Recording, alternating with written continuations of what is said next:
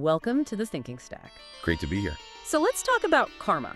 Because, culturally it feels like the understanding has maybe gone a little sideways. Oh, definitely. You hear it all the time. All right. People talking about it like it's some cosmic vending machine. Yeah, like put in bad deeds, get out bad luck, a kind of spiritual Amazon return policy, but you get, I don't know, a rain cloud instead of a refund. Exactly. Or, and this one really gets me, it gets used in this really, well, almost smug way. How so? Well, someone messes up or something bad happens to them and someone else just goes, oh, well, that's just their karma. Right, zero empathy, just this sort of airy dismissal like it's some profound insight. It becomes more about judgment than understanding, doesn't it? Like a way for the observer to feel superior. Totally. The I told you so of the vaguely spiritual crowd, we've kind of boiled it down to this really simplistic and often pretty cruel explanation for why people suffer.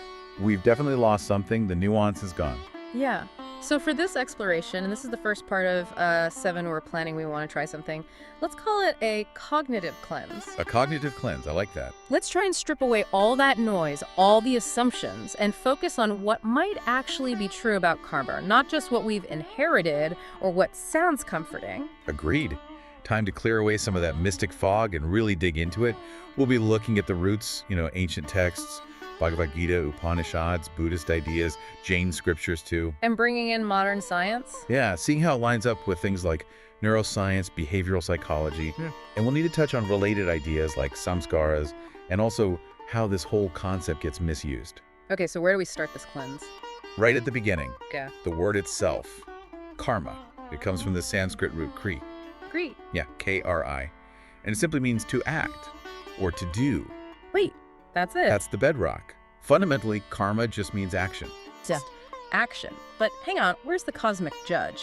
The fate, the preordained destiny part. Because that's not what most people think, right? You're absolutely right. That common idea, judgment or fate, that's a layer added much later, or maybe a misunderstanding. So if it's not an external judge, what is it? Think of it more like an internal law of causality. It's closer to physics than a divine courtroom. Physics? How? Every action you take, especially if there's intention behind it, creates a consequence, a ripple effect. Okay, ripples outwards. Outwards, yes, but crucially inwards too, inside you. There's a line in the Bhagavad Gita that says something like, you cannot remain even for a moment without performing action. We're always doing something. Constantly, thinking, breathing, reacting. And all that doing leaves something behind, a kind of residue. Residue. Okay, what kind of residue are we talking about? Like mental clutter, emotional dust bunnies. Oh, maybe sometimes. But think of it more like an imprint, an impression left by the action. An imprint? Yeah. So say you lie to someone, or you perform an act of real kindness, or you feel intense anger. Those actions don't just affect the other person or the situation. They leave a trace within you. Within me. Where? In your nervous system, in your mind, even in how you see yourself, your identity. It shapes your internal landscape. So our experiences are literally marking us. Like, nervous system graffiti. That's actually a pretty good analogy, Mm. especially intense experiences, right? Rage, deep love, betrayal, profound forgiveness, they get recorded, wired in. Treating these pathways, like shortcuts or default settings for how we react later. Exactly. That's the key. Karma isn't just the action itself, the isolated event. It's the impression left behind by that action, and crucially, the intensity of the intention or the emotion involved. And that impression then shapes what? Our future gut feelings, our instincts. Yes, it predisposes you to react in certain ways down the line. And, there's a fascinating parallel in modern science, Which is? Hebbian learning. Yeah. The whole idea of neurons that fire together, wire together. Ah, right. I've heard that. It's basically a Western biological way of describing a core aspect of karma. Your repeated thoughts, your actions, even the things you consistently avoid or resist, they are actively sculpting your internal wiring. Okay, so it's not just about the doing, but about who we become through the doing, through those repeated patterns and the feelings attached. Precisely. But is it? Is it all just in the mind, thoughts and intentions wiring us? Or is there more to it? Well, it definitely extends beyond just the purely psychological. Intentions are huge, yes, but there's another layer. Which are? Think about inherited traits, biological It's predisposition. inherited, like from our parents, our Oh, genes. Exactly. Things like your basic temperament, are you naturally introverted, extroverted, your sensitivity to pain, how volatile your emotions can be, even hormonal tendencies. You can see these as a kind of biological karma. The stuff we're born with. Yeah, part of your genetic inheritance. Yeah. These factors influence how you naturally process stress, experience joy, deal with trauma. It's a sort of karmic starting point baked into your biology. Okay, whoa. So our genes are like preloaded karmic software? That sounds a bit deterministic. Are we just stuck with that hand we were dealt? Not at all. That's the crucial part. There's that saying, right? Genetics may load the gun, but conditioning pulls the trigger. Okay. And here's the really important bit: awareness. Awareness is what allows you to notice the gun and maybe even choose to put it down. So genes are conditions, not conclusions. Beautifully put. They set a stage, they create tendencies, but they don't write the entire script. Karma really encompasses both nature, that genetic inheritance, and nurture, the environment, the culture, and crucially, the actions you repeatedly take. Nature and nurture. And the empowering part is that both can be influenced. Both can be altered through, well, deep, disciplined inner work. There's a line in the Chandogya Upanishad. What does it say? As is the seed, so is the sprout. Your biology is the seed, yes. But your actions, your choices, how you tend that seed, that determines what actually grows. Okay, that makes sense. So it's our deliberate actions, the impressions they leave, the wiring they create, and our inherited biology. Now, what about the stuff we do without really meaning to? Like what, for example? Well, you know, unconscious biases popping up, or those knee-jerk reactions we have that maybe come from childhood stuff. Is that still karma if we weren't consciously deciding it? Yes, absolutely yes. Because the mechanism doesn't actually require your conscious sign-off to operate. It doesn't. Nope. All it really needs is an impression being made and then some form of repetition, even if that repetition is happening below the level of conscious awareness. Huh.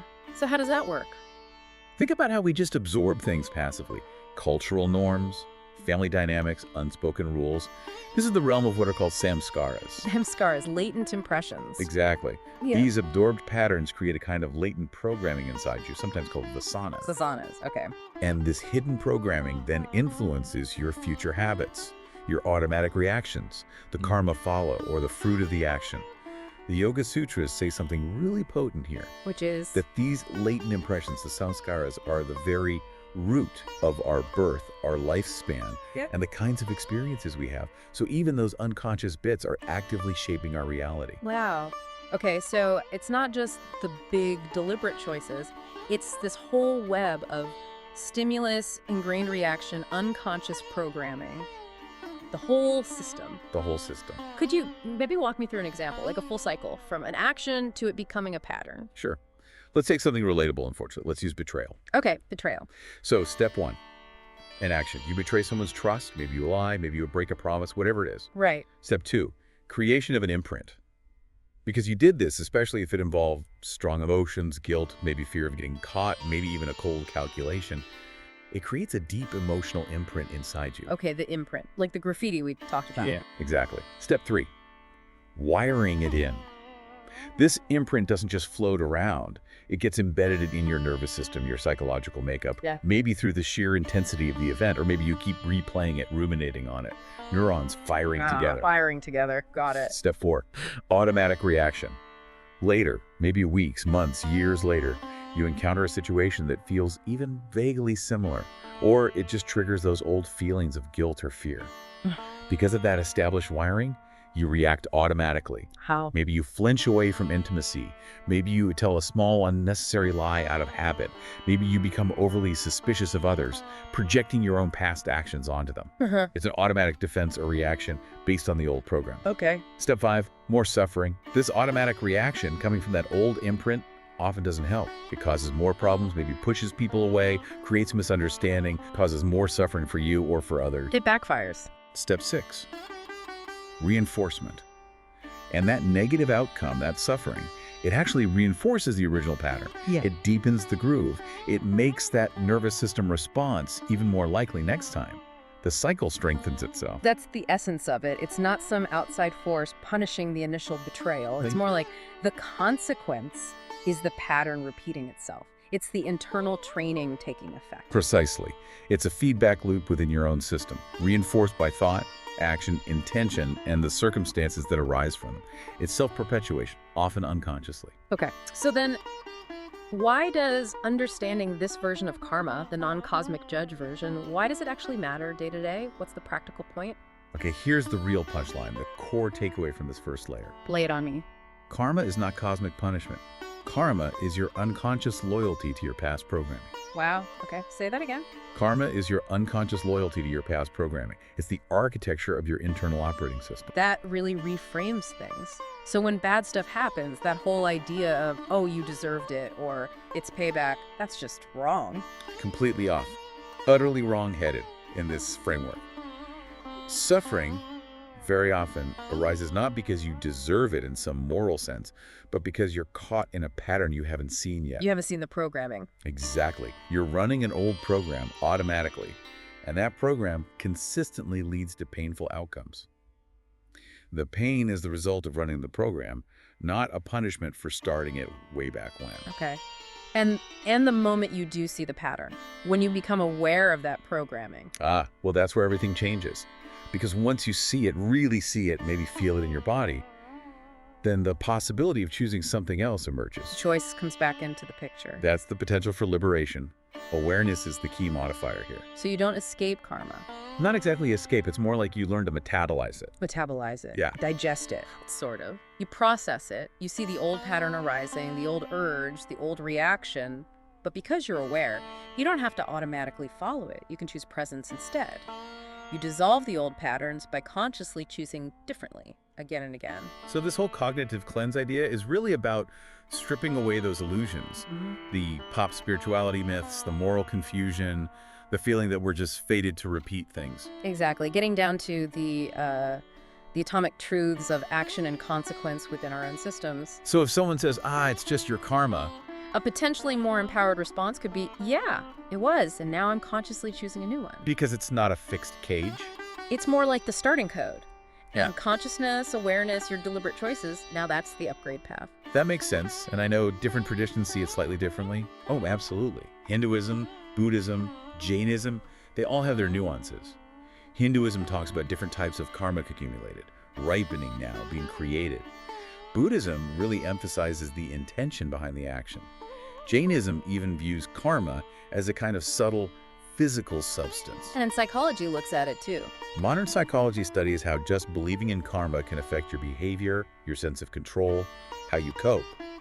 But for today, for this first layer, the main goal was just clearing the ground, getting rid of those core misunderstandings. Right. So layer one recap, karma is fundamentally action, And the lingering impressions or imprints that action leaves, which shape our internal world, our wiring, our instincts. influenced by both our biology and our repeated habits, conscious or unconscious. And crucially, it's not some external judge handing out sentences. It's an internal process of cause and effect, of patterns forming and repeating. So layer one was about asking, well, what is actually true here, based on the roots and the observable dynamics? Cleaning the lens so we can start to see the patterns, understand the code. See the structure of our own operating system. Precisely. Right. Which leads us directly into the next part of this. Okay, so that wraps up layer one, cognitive cleanse, getting past the myths. Up next on the thinking stack. Part 2, moral karma. How ethics wire your future. Ooh, okay. So we'll be looking at How things like guilt, judgment of ourselves and others, even maybe trying to appear virtuous when or not, how those ethical dimensions actually play into creating and reinforcing these karmic patterns. How our moral compass shapes the wiring. Got it. Looking forward to digging into that.